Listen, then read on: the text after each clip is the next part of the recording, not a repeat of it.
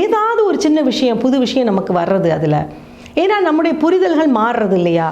அந்த வகையில் நம்ம ஒரு வருஷத்துக்கு முன்னாடி கேட்டது இந்த வருஷம் திருப்பி கேட்குறப்போ நம்ம புரிதல் மாறுறது, அந்த ஒரு எனர்ஜியும் வேஸ்ட்டே இல்லை. நம்ம அதனால தான் பழங்காலத்தில் தான் பாட்டிமார்கள் அம்மாமார்கள்லாம் சமையல்லாம் முடிஞ்சதுக்கப்புறம் மத்தியானம் உட்காந்து பகவத்கீதை, பாகவதம், மகாபாரதம், ராமாயணம்லாம் திருப்பி திருப்பி அதே கதையை கேட்பாங்க.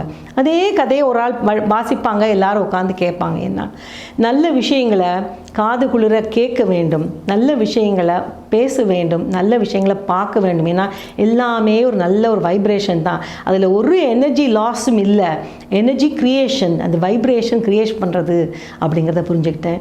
அதனால் எல்லாரும் எல்லா சத்சங்கத்தையும் முடிந்த அளவு அட்டென்ட் பண்ணுங்கள். ஆனால் அந்த ஃபியர் ஆஃப் மிஸ்ஸிங் அவுட் தேவையில்லைங்க.